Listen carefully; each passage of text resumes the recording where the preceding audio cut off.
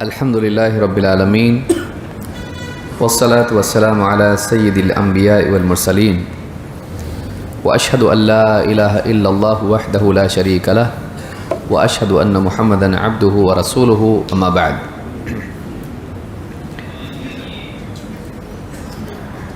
پچھلی مجلس میں کچھ بنیادی باتیں انکار حدیث اور حدیث کی حجیت کے اعتبار سے، حدیث کے دلیل ہونے کے اعتبار سے ہم نے دیکھی۔ اب آئیے ایک ایک کر کے ہم ان دلیلوں کا جائزہ لیتے ہیں جن سے معلوم ہوتا ہے کہ دین میں اللہ کے نبی صلی اللہ علیہ وسلم کی بات اور آپ کا عمل بھی دلیل ہے، تاکہ اس بنیادی معاملے کو حل کیا جائے جو منکرین حدیث کے ہاں پایا جاتا ہے کہ بس قرآن ہمارے لیے کافی ہے۔ قرآن اجمالی اعتبار سے ہمارے لیے کافی ہے۔ کوئی آدمی کہہ سکتا ہے کہ بھائی قرآن کافی نہیں آپ کے لیے، تو اس کا جواب کیا دیں؟ کافی ہے یا نہیں؟ اگر کوئی آدمی کہتا ہے کافی نہیں ہے تو آپ اس کا جواب، کوئی آدمی اس پہ کفر کا فتویٰ لگا سکتا ہے، اور اگر کہے کافی ہے تو پھر آدمی پوچھ سکتا ہے پھر حدیث کی ضرورت کیا ہے؟ قرآن اجمالی اعتبار سے ہمارے لیے کافی ہے، اس کی تفصیل حدیث میں ہے۔ قرآن میں نماز کا حکم ہے، نماز کا طریقہ اجمالی طور پر ہے، تفصیلی طور پر نہیں۔ اسی لیے قیام کا ذکر اس میں ہے، قعود کا ذکر ہے، اس میں رکوع کا ہے، سجدے کا ہے، لیکن شروع سے اخیر تک ترتیب نماز کی اس میں نہیں ہے۔ اجمالاً مختصر انداز میں اللہ تعالیٰ نے بغیر تفصیل کے قرآن میں احکام دے دیے، اس کی تفصیل اپنے نبی کو سمجھا دی اور آپ کے ذمے کر دیا کہ امت کو سمجھائیں۔ تو قرآن ہمارے لیے کافی ہے، لیکن قرآن کی تفصیل کے لیے ہم کو حدیث کی طرف رجوع کرنا پڑے گا۔ قرآن کی تعمیل کیسے کریں، اس کے لیے محمد رسول اللہ صلی اللہ علیہ وسلم کو دیکھنا پڑے گا۔ تو ایک ایک کر کے ہم دیکھتے ہیں حدیث اور نبی صلی اللہ علیہ وسلم کا قول و عمل دلیل ہے، اس کی کیا دلیل ہے۔ سب سے پہلی چیز یہ کہ کیا قرآن کے علاوہ بھی نبی صلی اللہ علیہ وسلم کے پاس اللہ کی طرف سے کوئی بات آتی تھی یا نہیں؟ مسئلہ تو یہاں سے شروع ہوا، بس قرآن آ گیا ختم اور کوئی پیغام نہیں آیا، یا آیا؟ کیا اللہ کی طرف سے قرآن کے علاوہ بھی نبی صلی اللہ علیہ وسلم کی طرف کوئی وحی آتی تھی یا نہیں؟ اور آپ صلی اللہ علیہ وسلم کی بات کو جو ہم حدیث کہتے ہیں، اس کو کیا اللہ نے بھی حدیث کہا ہے؟ تو یہ بھی ہم کو دیکھنا چاہیے۔ اس لیے پہلے ہم اسی دلیل کو دیکھ لیتے ہیں جس میں دونوں مسئلے حل ہو جاتے ہیں۔ جیسے اللہ تعالیٰ سورہ التحریم میں آیت نمبر 3 میں فرماتا ہے وَإِذْ أَسَرَّ النَّبِيُّ إِلَى بَعْضِ أَزْوَاجِهِ حَدِيثًا، جب نبی صلی اللہ علیہ وسلم نے اپنی کسی بیوی کو چپکے سے ایک بات بتا دی، اس کو اللہ نے حدیث قرار دیا نبی صلی اللہ علیہ وسلم کی بات کو۔ اذ اسر النبی الی بعض ازواجہ حدیثا، جب نبی صلی اللہ علیہ وسلم نے اپنی ایک بیوی کو ایک بات بتائی، ایک حدیث بتائی، لیکن کیسے؟ رازداری کے ساتھ میں، لوگوں کو نہ بتایا جائے، اس اعتبار سے آپ نے وہ حدیث بتائی، وہ بات کہی۔ فلما نبأت بہ، لیکن جب اس بیوی نے اس بات کو دوسروں کے سامنے ظاہر کر دیا، دوسری بیوی سے شیئر کیا، فلما نبأت بہ وأظہرہ اللہ علیہ، اور اللہ تعالیٰ نے اس بات کو نبی صلی اللہ علیہ وسلم پر ظاہر کر دیا، وعرف بعضہ وأعرض عن بعض، تو نبی صلی اللہ علیہ وسلم نے اس بیوی کو تنبیہاً کچھ بات پر تلقین بھی کی، بتایا کہ مجھے معلوم ہوا ہے تم نے یہ بات بتائی، اور پھر کچھ بات پر آپ نے مواخذہ نہیں بھی کیا، نرمی برتی، کچھ چیز تو بتا دی، کچھ کو چھوڑ دیا، درگزر کا معاملہ کر دیا۔ فلما نبأها به قالت من انبأك هذا، جب اللہ کے نبی صلی اللہ علیہ وسلم نے بتایا کہ مجھے معلوم ہوا ہے کہ ایسا ایسا تم نے کیا ہے، تو انہوں نے پوچھا من انبأك هذا، آپ کو کس نے بتایا، آپ کو کس نے بتایا اس چیز کے بارے میں، آپ کو کس نے خبر دی؟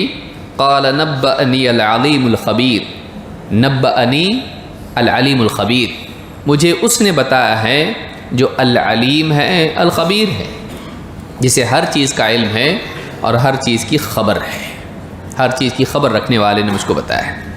یہ سورہ التحریم کی آیت نمبر 3 ہے۔ معاملہ کیا تھا؟ اللہ کے نبی صلی اللہ علیہ وسلم کی ساری بیویاں آپ سے بے انتہا محبت کرتی تھیں، اور ہر ایک کی چاہت یہ تھی کہ آپ کا زیادہ وقت ہمارے ساتھ رہے۔ فطری بات ہے، خصوصاً بیویوں کی چاہت ہوتی ہے اگر ایک سے زیادہ بیویاں ہیں تو، لیکن اگر شوہر ایسا ہو نبی صلی اللہ علیہ وسلم جیسا تو چاہت کتنی زیادہ ہوگی۔ تو ہر ایک کی خواہش ہوا کرتی تھی کہ وہاں نہیں، میرے پاس رہیں، زیادہ وقت میرے پاس گزرے۔ تو دو بیویوں نے آپس میں مل کے ایک بات کی، کہا کہ جب بھی اللہ کے نبی صلی اللہ علیہ وسلم آپ کے پاس آئیں نا تو یہ کہنا کہ آپ کے منہ سے مغافیر کی بو آ رہی ہے۔ ایک پودا ہوتا ہے جو لذت اس میں ہوتی ہے لیکن بو بھی اس میں ہوتی ہے۔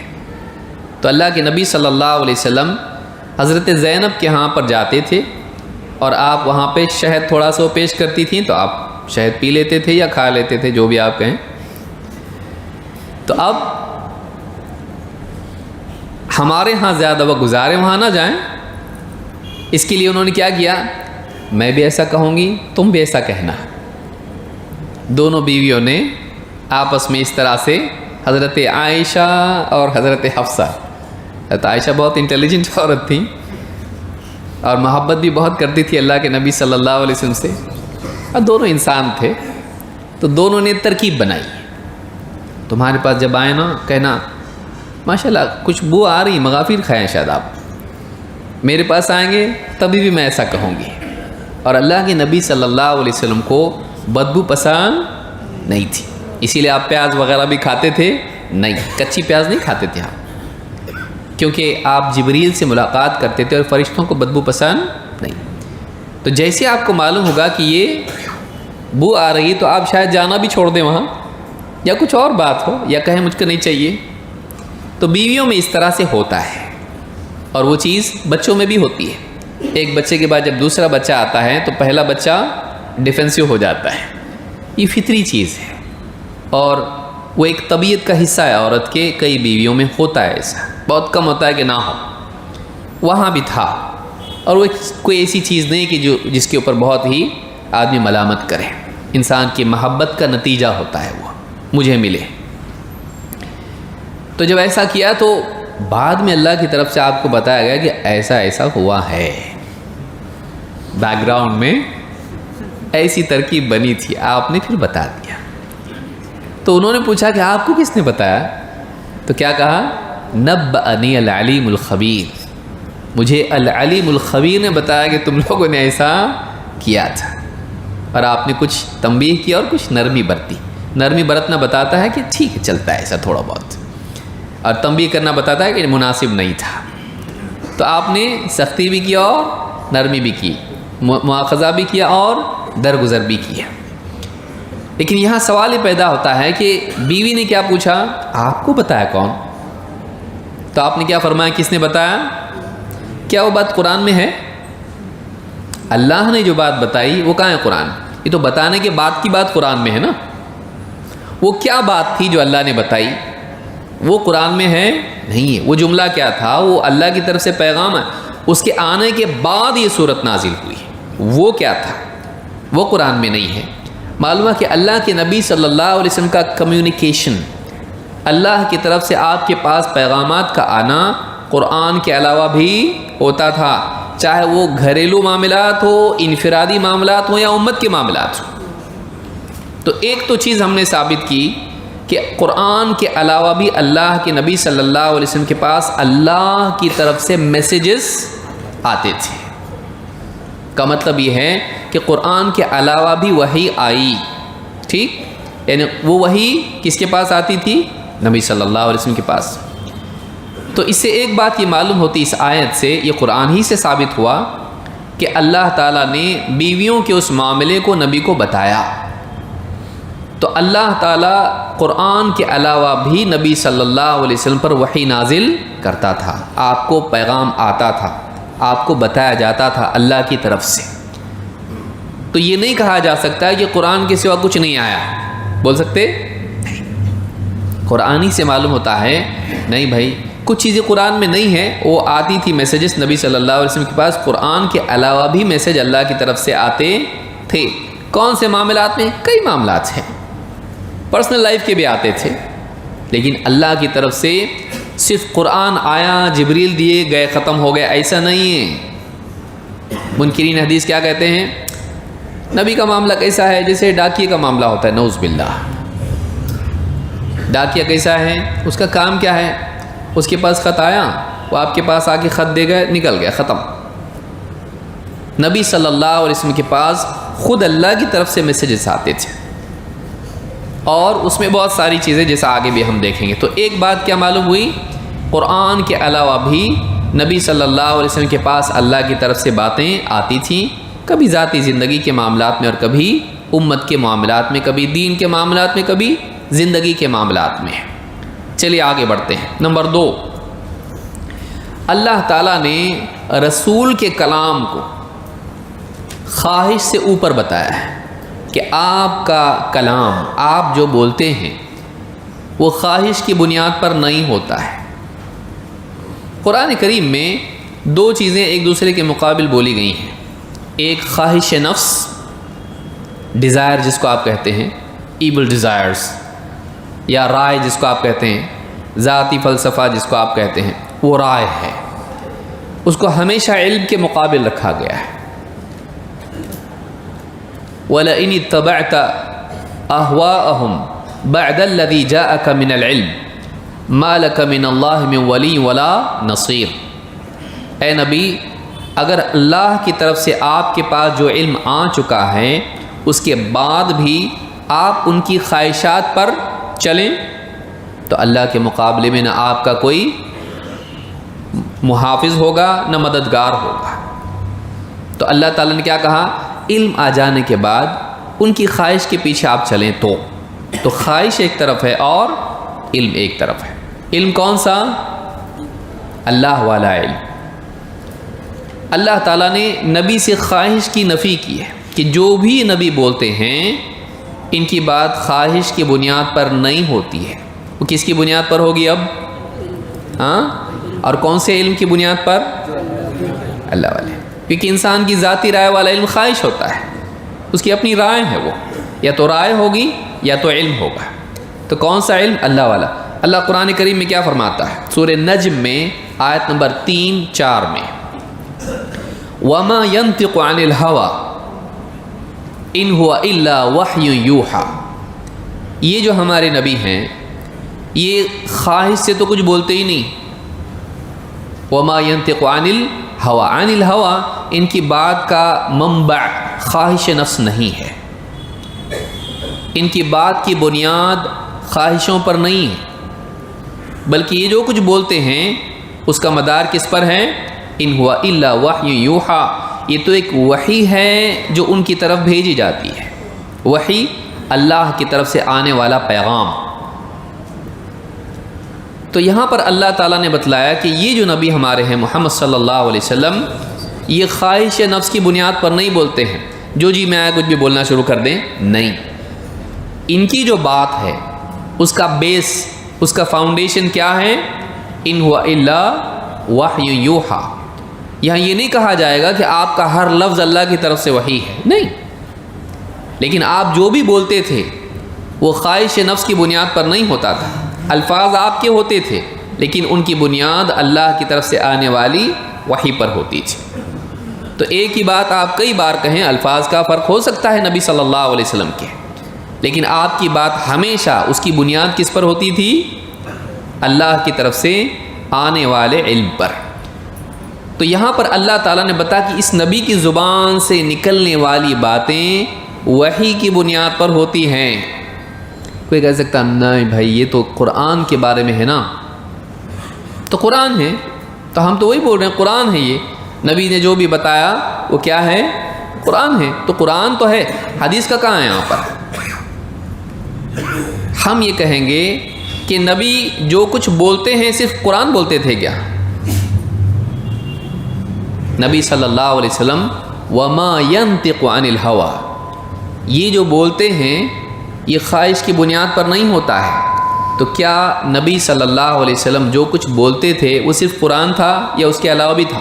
یعنی دن بھر صبح سے شام تک آپ نے پورے 23 سال میں قرآن کے سوا زبان سے کچھ بولے ہی نہیں، ایسا ہے؟ تو بتاتے کیسا تھے یہ قرآن ہے یہ نہیں ہے؟ اس کے لیے بولنا تو پڑے گا نا کہ یہ اللہ کی طرف سے نازل ہوا ہے، تو وہ قرآن میں ہوگا باہر ہوگا۔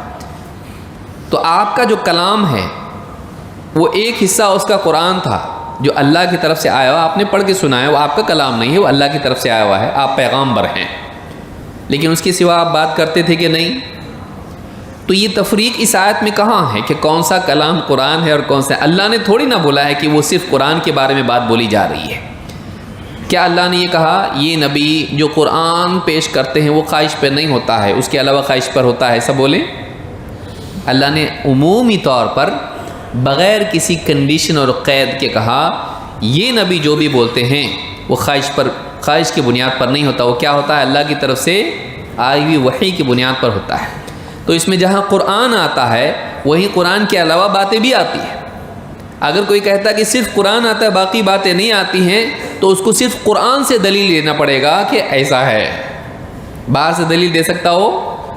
ہم تو قرآن سے بتا دیے بھائی اس نبی کی ساری باتیں وحی کی بنیاد پر ہیں، چاہے قرآن ہو چاہے غیر قرآن ہو، لیکن جو یہ تفریق کرے گا اس کو دلیل دینی پڑے گی کس سے؟ قرآن سے۔ اور قرآن بتا رہا ہے کہ جو کچھ یہ رسول بولتے ہیں وہ سب کا سب کیا ہے؟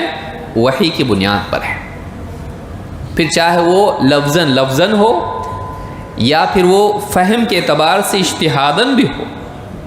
تو آپ کبھی خواہش کی بنیاد پر نہیں بولتے تھے، جو بھی فیصلہ کرتے تھے جو بھی بات کرتے تھے ہمیشہ اس کا مدار کس پر ہوتا تھا؟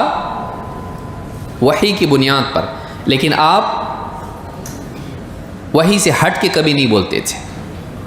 تو یہ بات یاد رکھیں گے۔ دوسری بات یہ ملی کہ نبی صلی اللہ علیہ وسلم کے کلام کو اللہ تعالیٰ نے بتایا کہ وحی کی بنیاد پر ہے، چاہے الفاظ آپ کے ہوں، لیکن کبھی آپ وحی والے علم سے ہٹ کے بولتے تھے نہیں، اسی علم کی روشنی میں بولتے تھے۔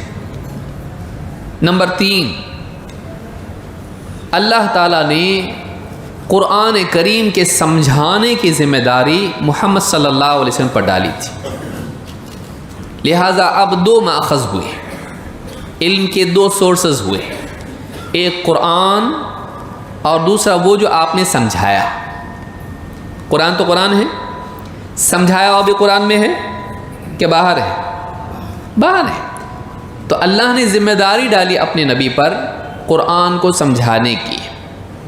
قرآن کریم میں اللہ تعالیٰ نے سورۃ النحل میں آیت نمبر 44 میں 44 اللہ نے کہا وَأَنزَلْنَا إِلَيْكَ الذِّكْرَ لِتُبَيِّنَ لِلنَّاسِ مَا نُزِّلَ إِلَيْهِمْ وَلَعَلَّهُمْ يَتَفَكَّرُونَ وَأَنزَلْنَا إِلَيْكَ الذِّكْرَ، اے نبی ہم نے آپ کی طرف ایک ذکر، نصیحت، یاد دہانی کی کتاب قرآن نازل کی ہے، یعنی اللہ کی طرف سے ایک ریمائنڈر آیا ہے، یاد دہانی نصیحت آئی ہے۔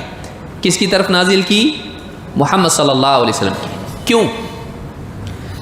آپ کو ہی کیوں دیا؟ ہر ایک کو کاپی کیوں نہیں بھیجی جبریل کے ذریعے سے گھر پہ؟ لِتُبَيِّنَ لِلنَّاسِ مَا نُزِّلَ إِلَيْهِمْ، تاکہ اے نبی آپ لوگوں کو واضح کر کے بتائیں کہ ان کے رب کی طرف سے ان کے پاس کیا نازل ہوا ہے۔ تو پہلے تو کیا آ گیا؟ قرآن۔ کیوں آیا آپ کے پاس؟ تاکہ آپ کیا کریں؟ آپ اس کو خالی پہنچائے بولا اللہ نے کہ واضح کرے بتایا۔ اس لفظ پر دھیان دیں آپ، لِتُبَيِّنَ لِلنَّاسِ، بیانہ کا مطلب عربی زبان میں کیا ہوتا ہے؟ کلیریفیکیشن، وضاحت۔ تاکہ آپ اس قرآن کے آ جانے کے بعد لوگوں کو واضح کر کے بتائیں. کیا بتائیں؟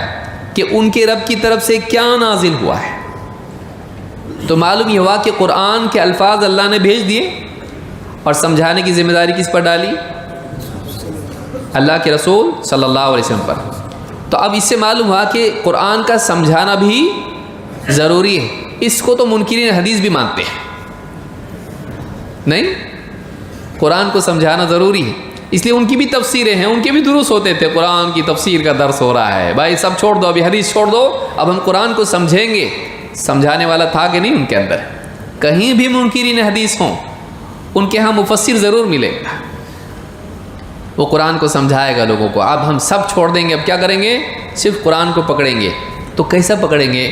تم لوگ آیا کرو، میں تم کو سمجھاؤں گا قرآن، ہم صرف قرآن پہ چلیں گے. اب تو اب ایک سمجھانے والا ہوتا ہے اور کچھ لوگ سمجھنے والے ہوتے ہیں. اتنا تو وہ بھی مانتے ہیں کہ قرآن کو سمجھانا پڑتا ہے. تو یہی چیز کب تھی؟ نبی صلی اللہ علیہ وسلم کے زمانے میں.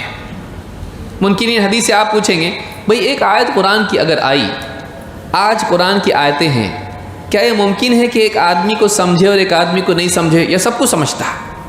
بولے ایسا ہو سکتا ہے کہ کوئی آیت کسی کو نہ بھی سمجھے. تو آپ لوگ کیا کرتے پھر؟ بولے سمجھاتے اس کو. اچھی بات. کیا یہ چیز نبی صلی اللہ علیہ وسلم کے زمانے میں ہوتا تھا کہ کوئی آیت آئی، کسی کو نہیں سمجھا اور کسی کو سمجھا؟ ہو سکتا ہے، پاسبلٹی، پروبیبلٹی،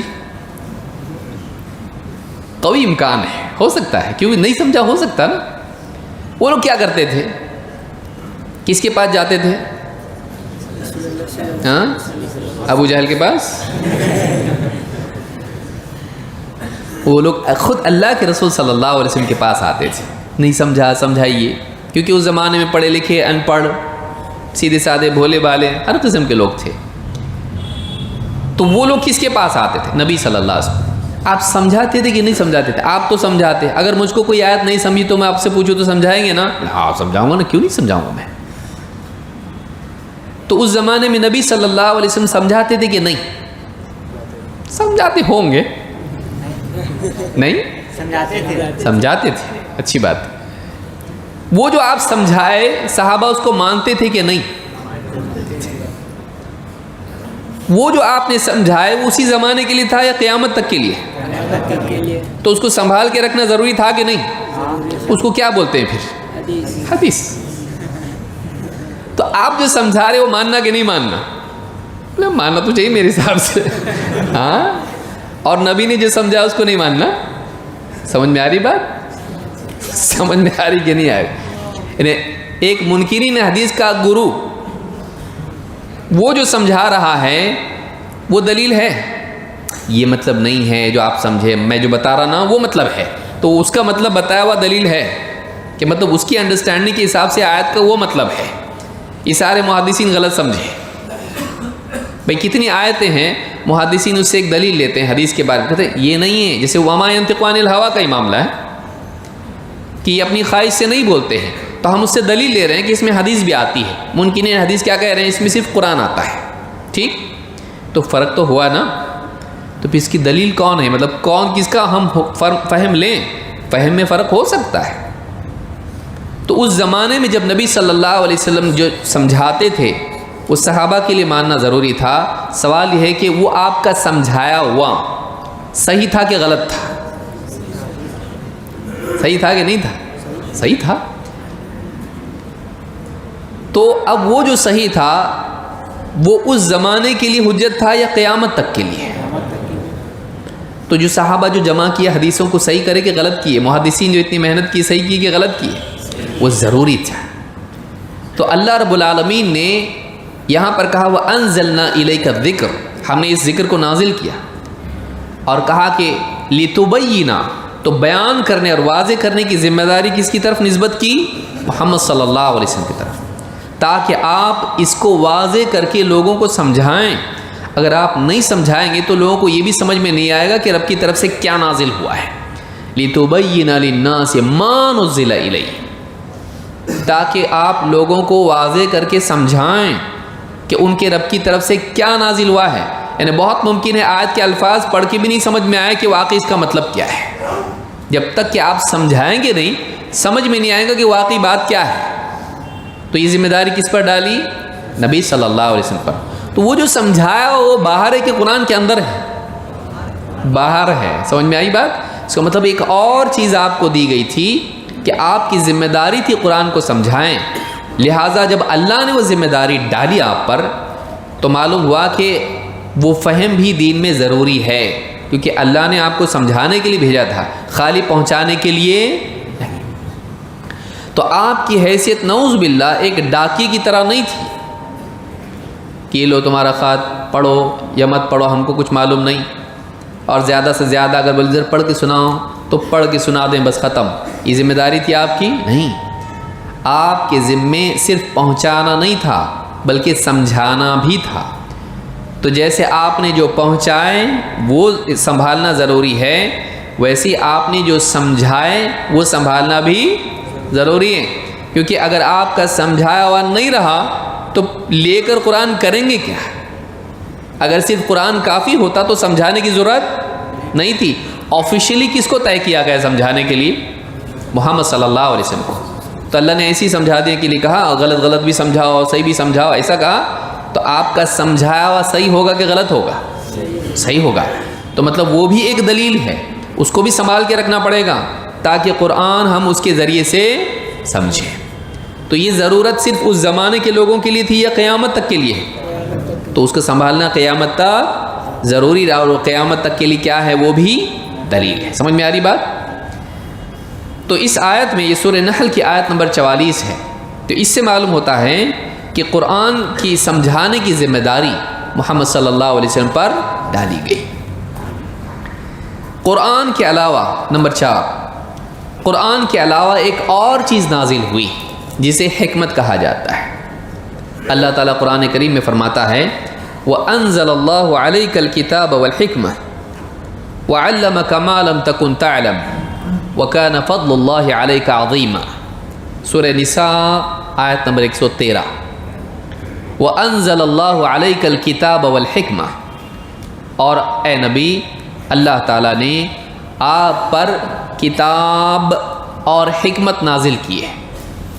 وَعَلَّمَكَ مَا لَمْ تَكُنْ تَعْلَمْ، اور آپ کو وہ سکھایا جو آپ پہلے نہیں جانتے تھے. وَكَانَ فَضْلُ اللَّهِ عَلَيْكَ عَظِيمًا، اور آپ پر آپ کے رب کا ہمیشہ سے فضل رہا ہے، شروع سے بچپن سے لے کے جوانی تک، نبوت تک، اور نبوت کے بعد بھی. وَكَانَ فَضْلُ اللَّهِ عَلَيْكَ عَظِيمًا، اور اللہ کا آپ پر ہمیشہ سے فضل رہا ہے، عظیم فضل رہا ہے. تو یہاں پر اللہ تعالیٰ نے کیا فرمایا؟ وَأَنزَلَ اللَّهُ عَلَيْكَ الْكِتَابَ وَالْحِكْمَةَ. تو اللہ کی طرف سے کیا نازل ہوا؟ کتاب اور حکمت. کتاب یعنی تو کتاب میں تو قرآن آ گیا، اور ایک چیز کیا نازل ہوئی؟ حکمت کا ٹرانسلیشن کیا ہوتا ہے انگلش میں؟ وزڈم، اور اردو میں حکمت. اردو میں حکمت کو حکمت ہی بولتے ہیں، یا اگر آپ کو اس کو پھیلانا ہو تو آپ کہیں گے سوجھ بوجھ، انڈرسٹینڈنگ، گہری سمجھ. تو اللہ رب العالمین نے قرآن کتاب نازل کی، لیکن اس کتاب کے ساتھ کیا نازل کیا؟ اس کتاب کی گہری سمجھ، زندگی گزارنے کا حکیمانہ طریقہ، ایسے پرنسپلز، ایسے اصول، ایسی تعلیمات جو حکمت پر مبنی ہے، قرآن کے ساتھ وہ بھی نازل ہوئی.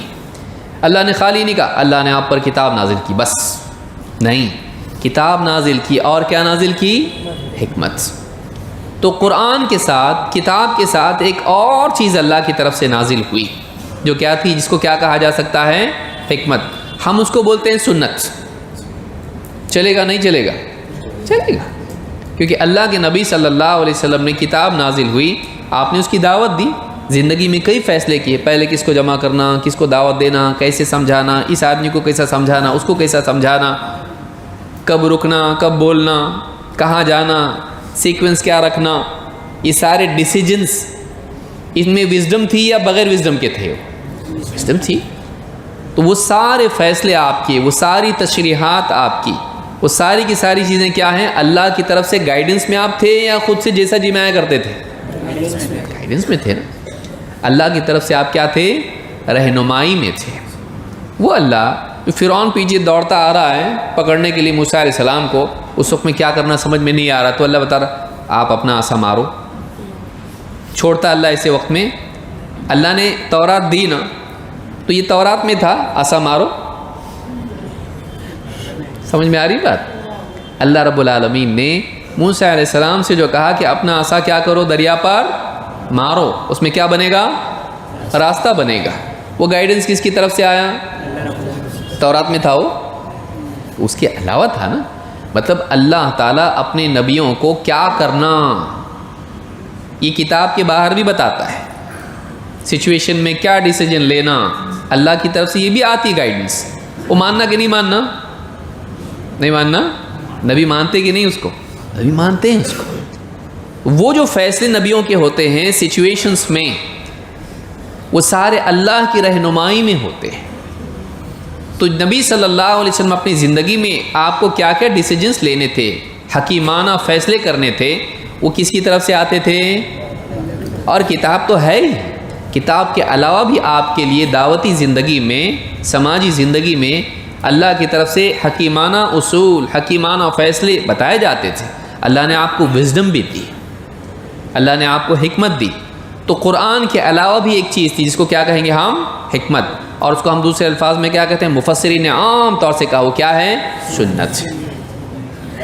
اس سنت میں سارے آپ کے فیصلے آ جاتے ہیں کہ آپ نے کیا کہا، کیا سکھایا، کیسے کیا، آپ کا کیا طریقہ تھا جینے کا. وہ ساری چیزیں اس سنت میں آ جاتی ہیں. تو نبی صلی اللہ علیہ وسلم کے حکیمانہ اقوال اور آپ کے حکیمانہ افعال وہ سارے کے سارے سنت میں آتے. لیکن وہ جو کچھ آپ کرتے تھے اور کہتے تھے وہ کس کی گائیڈنس میں تھا؟ اسی کو ہم حکمت کہتے ہیں. تو یہ کہنا غلط ہوگا کہ اللہ کی طرف سے صرف قرآن آیا اور کچھ بھی نہیں آیا. بول سکتا آدمی؟ قرآن میں اللہ نے کیا فرمایا؟ اللہ نے کتاب بھی نازل کی اور حکمت بھی نازل کی. تو جیسے تو کتاب کو مانتا ہے ویسے تجھ کو کیا ماننا پڑے گا؟ حکمت کو. پھر وہ کہے نہیں حکمت سے مراد بھی کتاب ہی ہے. دلیل یہ ہے کہ دیکھو سوچو. نہیں سوچنا ہے ہم کو، تم کو کتاب سے بتانا ہے. سوچ کے تو یہاں آئے، سوچنا ہی نہیں ہے ہم کو. نہ آپ کا ایکسپلینیشن ہم کو چاہیے. آپ ہمارے نبی کا ایکسپلینیشن نہیں لیتے حدیث والا، آپ کا بے حدیث ایکسپلینیشن ہم لیں. آپ کا ایکسپلینیشن کیوں چاہیے ہم کو؟ آپ قرآن کی آیت دو. کیوں؟ کیونکہ قرآن کی سوا تو کوئی دلیل ہے نہیں. تو آپ کا ایکسپلینیشن تھوڑی نہ دلیل ہوگا. نہیں، لیکن بات تو سننا نہیں سنتے ہم. آپ کی نہیں سنتے، اللہ کی سنیں گے. آیت پیش کرو، آیت پیش کرو. کر سکتا ہے وہ؟ اللہ تعالیٰ نے دو چیزیں کا مطلب دو چیزیں. وَأَنزَلَ اللَّهُ عَلَيْكَ الْكِتَابَ وَالْحِكْمَةَ وَعَلَّمَكَ مَا لَمْ تَكُنْ تَعْلَمُ. اور آپ کو وہ سکھایا جو آپ نہیں جانتے تھے. یہ مزید اس کے اوپر کیا ہے؟ اللہ کی طرف سے اضافہ ہے. اللہ نے بہت کچھ سکھایا ہمارے نبی صلی اللہ علیہ وسلم کو. اس کو صرف قرآن کہنا صحیح نہیں ہوگا. جو بھی علم اللہ نے دیا خالی قرآن کا دیا ایسا کدھر ہے؟ قرآن سے آیت بتا دو اللہ نے قرآن کے سوا آپ کو کوئی علم نہیں دیا ہے. ایسا کیوں؟ زبردستی کیوں؟ جب موسیٰ علیہ السلام کو ایک علم دیا گیا، عصا مارو، پہلی بار بھی دیا مارو عصا فرعون سے بچنے کے لیے. پیاس لگی بنی اسرائیل کو، پھر مارو. پہلے دریا پہ مارو راستہ نکلے گا، پتھر پہ مارو پانی نکلے گا. تو یہ جو ڈیسیجنس ہیں کون بتایا؟ اللہ. نبی کو کون بتایا؟ موسیٰ علیہ السلام کو اللہ نے بتایا نا کیا کرنا کیا سچویشن میں. تو وہ تورات میں ہے. وہ تو اللہ موسیٰ علیہ السلام کو تو گائیڈ کرتا تھا تورات کے باہر بھی، اور ہمارے نبی کو نہیں کرتا تھا. ڈیسیجنس ہمارے نبی کو کچھ لیتے ہی نہیں تھے. آپ اللہ کی طرف سے اپنی طرف سے کچھ بھی کرتے تھے. وہ علم کہاں ہے؟ وہ اللہ کی طرف سے آپ کو دیا گیا تھا. تو وہ علم اوتھینٹک نہیں ہوگا، اس کی کوئی قدر قیمت نہیں ہے، اس کی کوئی اہمیت دین میں نہیں ہے. تو یہ بھی چیز یاد رکھنے کی ہے کہ اللہ تعالیٰ نے آپ کو کتاب کے علاوہ بھی ایک علم دیا جس کو ہم کیا کہیں گے؟ حکمت، اور دوسرے الفاظ میں سنت. چلیے آگے بڑھتے ہیں. نمبر 5، وہ جو حکمت تھی وہ آپ کی ذات تک محدود نہیں تھی. کوئی آدمی دیا ہوگا ٹھیک ہے بھائی، ہمارا اس سے کیا لینا دینا، اچھی بات ہے. اس حکمت کو آپ سکھاتے بھی تھے. تو اللہ تعالیٰ قرآن کریم میں کیا فرماتا ہے؟ لقد من اللہ علی المؤمنین اذ بعث فیہم رسولا من انفسہم یتلو علیہم آیاتہ ویزکیہم ویعلمہم الکتاب والحکمہ وَإِن كَانُوا مِن قَبْلُ لَفِي ضَلَالٍ مُبِينٍ۔ سورہ آل عمران آیت نمبر 164۔ اللہ تعالیٰ فرماتا ہے لَقَدْ مَنَّ اللَّهُ عَلَى الْمُؤْمِنِينَ، اللہ نے بہت بڑا احسان کیا ایمان والوں پر، جب اللہ تعالیٰ نے اذ بعث فیہم رسولا من انفسہم، جب ان کے درمیان انہی میں سے ایک رسول کو مبعوث کیا، ان کے درمیان انسان کو رسول بنا کر ان کے پاس بھیجا۔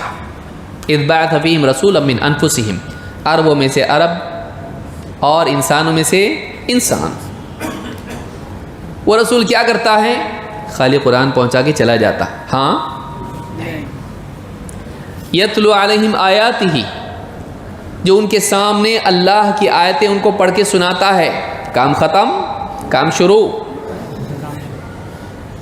صرف اتنے پہ ختم ہونا چاہیے تھا بھائی، اگر حدیث دلیل نہیں ہوتی، وہ آیتیں پڑھ کے سناتا ہے اور بس ختم ہو جاتا کام اس کا، ایسا ہے نہیں۔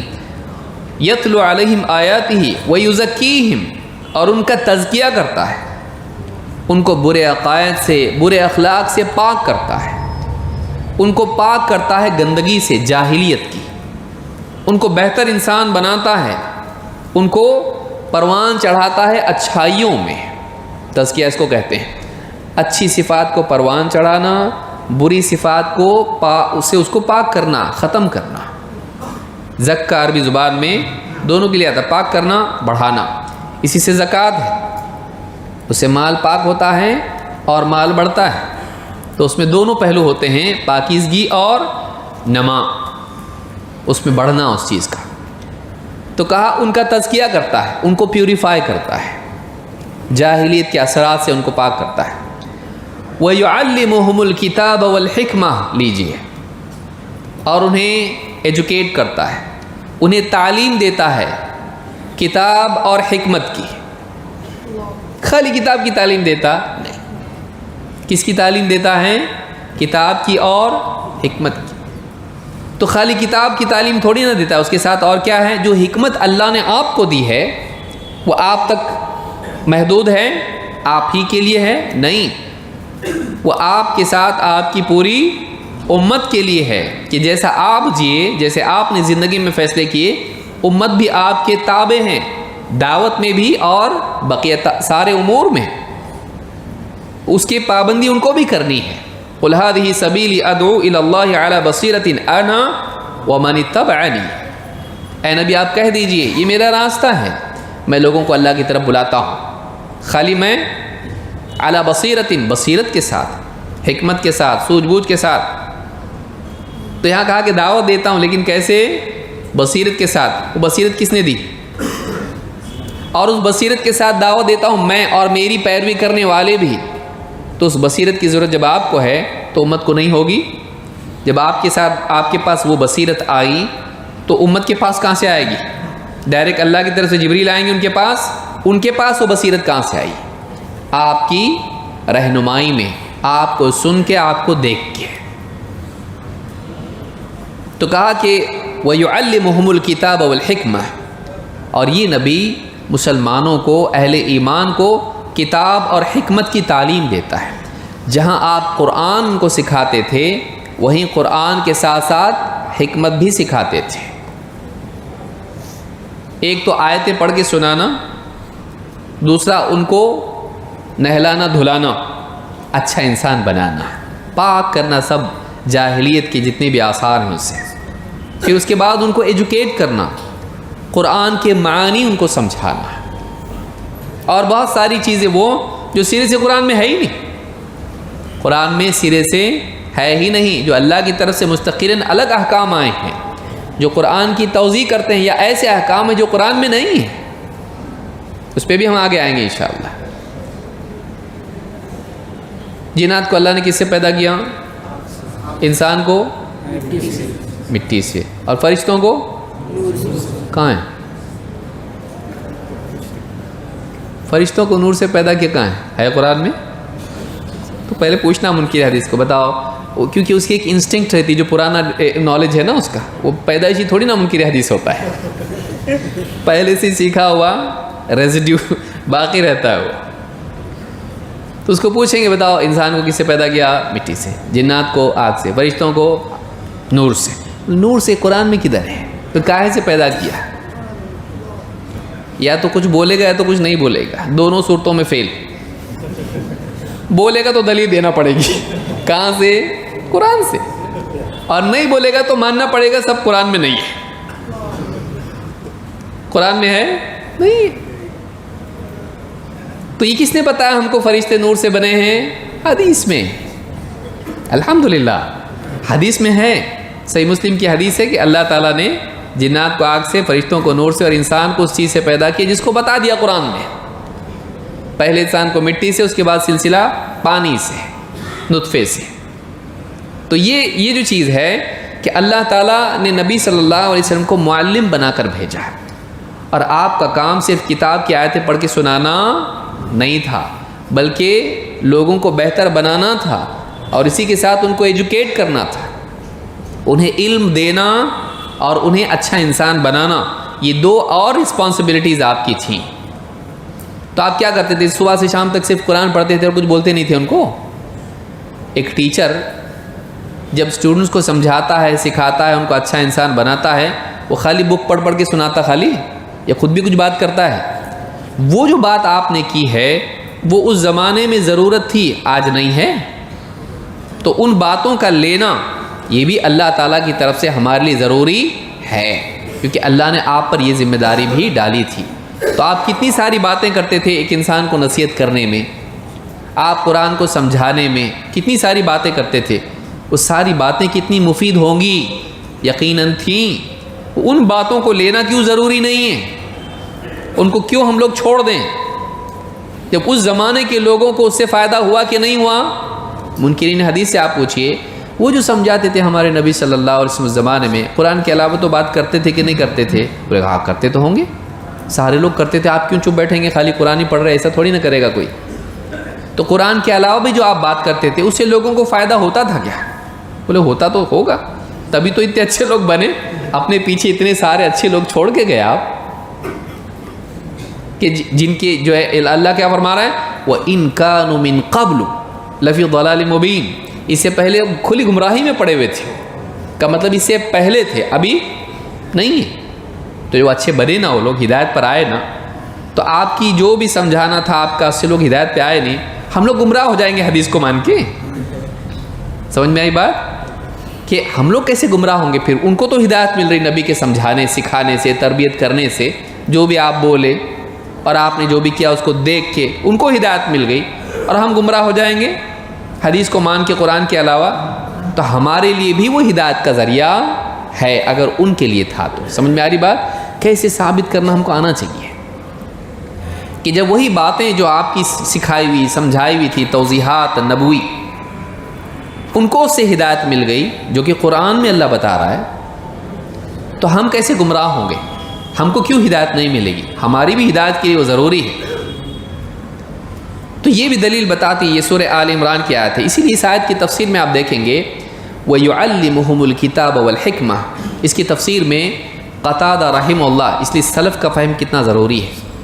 قتادہ رحمہ اللہ تابعین میں سے ہیں، کہتے ہیں وَيُعَلِّمُهُمُ الْكِتَابَ وَالْحِكْمَةَ أي السنہ. کتاب و حکمت کی تعلیم دیتے ہیں. تو حکمت سے مراد کیا ہے؟ سنت ہے، کہ سنت میں سارا آپ کا قول عمل سب آ جاتا ہے. یہ امام ابن جریر الطبری نے اپنی تفسیر میں اس کو روایت کیا، اور اس کی سند حسن ہے. بلکہ خود اللہ کے نبی صلی اللہ علیہ وسلم اپنے گھر والوں کو حکمت سکھاتے تھے. مرد نہیں، عورتیں بھی اس کی محتاج ہیں. ایک تو عمومی بات ہوئی جس میں پوری امت آئی، اسپیشلی خصوصی طور پر عورتیں بھی اس حکمت کی محتاج ہیں، اور وہ بھی حقدار ہیں.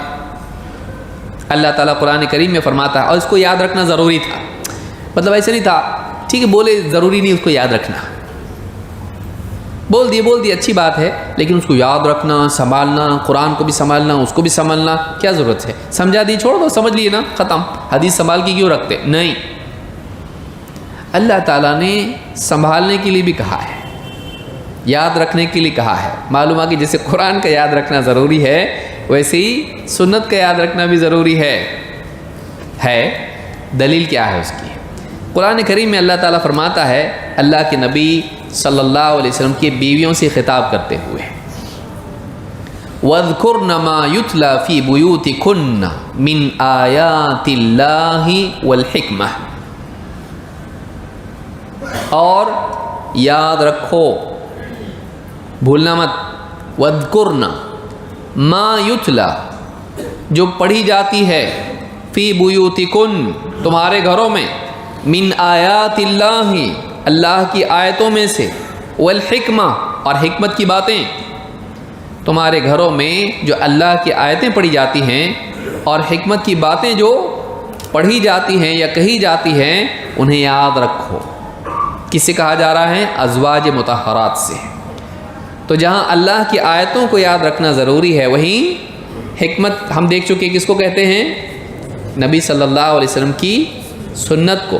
تو جہاں اللہ کی آیتوں کی یاد رکھنے کا اللہ نے حکم دیا ہے، وہیں حکمت کی یاد رکھنے کا بھی اللہ نے حکم دیا ہے کہ اس کو بھلانا مت۔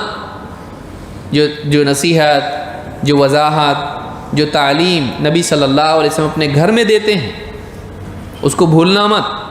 معلوم ہے کہ جہاں قرآن کی آیتوں کو نہیں بھولنا ہے، وہیں اللہ کے نبی صلی اللہ علیہ وسلم کی توضیحات کو، تعلیمات کو بھی نہیں بھولنا ہے، اس حکمت کو بھی یاد رکھنا ہے۔ وَاذْكُرْنَ مَا يُتْلَى فِي بُيُوتِكُنَّ مِنْ آيَاتِ اللَّهِ وَالْحِكْمَةِ، سورۃ الاحزاب آیت نمبر 34۔ اس سے ایک ضمناً ایک بات یہ معلوم ہوتی ہے کہ اللہ کے نبی صلی اللہ علیہ وسلم اپنے گھر میں بھی تعلیم و تربیت کا نظام قائم رکھتے تھے۔ ہم لوگوں کو بھی اس کا خیال رکھنا چاہیے۔ باہر ہوٹلوں میں تو ہم ڈیبیٹ بہت کر لیتے ہیں، واٹس ایپ پہ تو ہم لوگ ولی اللہ ہیں، ہاں، لیکن واقعی گھروں میں ہمارا کام ہے؟ ہاں بولنے میں تھوڑا دکھتا ہے نا نہیں، تو گھروں میں دیکھیے آپ صلی اللہ علیہ وسلم کی اتنی بڑی ذمہ داری تھی امت کے اعتبار سے، لیکن اپنی بیویوں کی بھی تربیت آپ کرتے تھے، اور اللہ نے قرآن میں اس کو ذکر کیا ہے، وَاذْكُرْنَ مَا يُتْلَى فِي بُيُوتِكُنَّ مِنْ آيَاتِ اللَّهِ وَالْحِكْمَةِ، تمہارے گھروں میں جو اللہ کی آیتیں پڑھی جاتی ہے اور حکمت کی بات ہوتی ہے، کون کرتا ہے وہ؟ اللہ کے نبی صلی اللہ علیہ وسلم۔ اس کو یاد رکھو کا مطلب وہ دونوں چیز یاد رکھنے کی ہیں یا خالی قرآن؟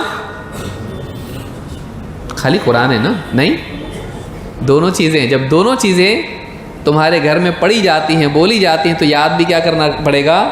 دونوں چیزوں کو یاد رکھنا پڑے گا۔ اس سے معلوم ہوتا ہے کہ حدیث کی حفاظت ضروری تھی امت کے لیے۔ صحابہ اس کو اچھی طرح جانتے تھے، ان کے پاس دو رائے نہیں تھی اس میں کہ حدیث بھی ضروری ہے۔ قتادہ رحمہ اللہ کہتے ہیں اس آیت کی تفسیر میں کہ من آیات اللہ والحکمہ، دو باتیں یہاں بیان کی ہیں، تو اس کی تفسیر میں کہتے ہیں من القرآن والسنہ، من القرآن والسنہ، قرآن و سنت کی باتیں جو تمہارے گھر میں بولی اور پڑھی جاتی ہیں، ان کو یاد رکھو۔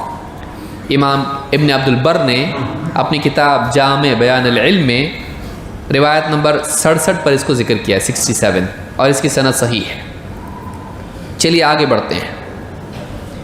نبی صلی اللہ علیہ وسلم کی تعلیمات کی ضرورت آپ کے زمانے کے ساتھ خاص نہیں تھی۔ سمجھ میں آ رہی جو باتیں میں بول رہا ہوں؟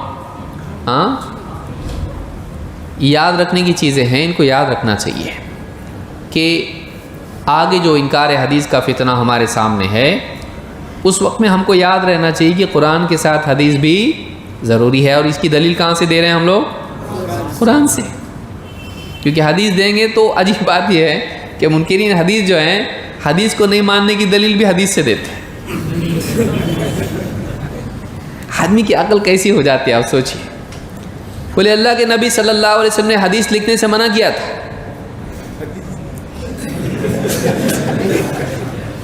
اس کو بولتے ہیں سیلف کانٹرڈکٹری سٹیٹمنٹ۔ اللہ کے نبی صلی اللہ علیہ وسلم نے حدیث لکھنے سے منع کیا تھا. کہاں ہے حدیث؟ بولے مسلم میں حدیث.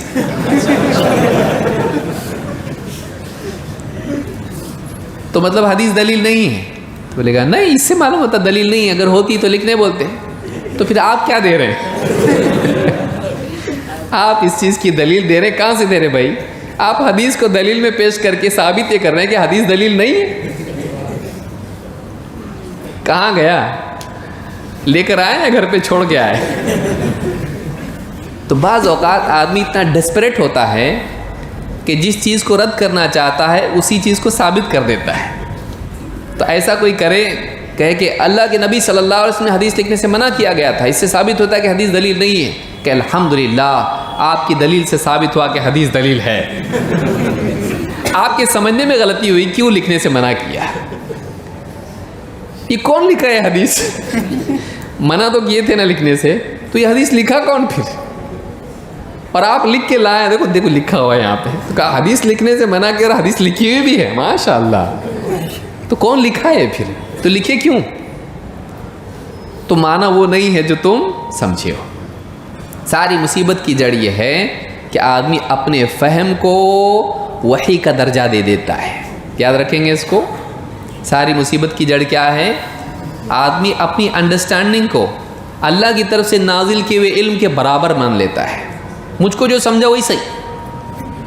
اور اللہ کے نبی صلی اللہ علیہ وسلم نے 3 ہلاک کرنے والی چیزوں میں سے اس کو بھی شمار کیا تھا. کو اعجاب المرئی بنفسی، آدمی کا اپنے آپ کو کچھ سمجھنا، میں کچھ ہوں، مجھ کو جو سمجھتا ہے وہ ہمیشہ صحیح ہوتا ہے. اپنی فکر کو، اپنی رائے کو کعبہ بنا لے کہ سب اس کا طواف کرو، اسی کو مرکز بنا لے، اسی کو سینٹر بنا لے، اس کو اصل بنا لے، دلیل بنا لے. سب کو یہ ماننا پڑے گا جو میں سمجھاؤں. تو سمجھا غلط بھی تو ہو سکتا ہے نا، تو سمجھا صحیح کیسے ہے؟ تو فہم غلط ہے، دلیل نہیں. سمجھتا وقت ہو گیا، رکنا پڑے گا یا نہیں؟ رک جائیں گے پکا؟ ٹھیک ہے، ہم لوگ یہی رک جاتے ہیں. تھوڑا کچھ وقت شاید وقفہ لیں گے، اس کے بعد میں تھوڑا آپ لوگوں کو بھی تھوڑا سا ٹینشن کم ہو جائے گا.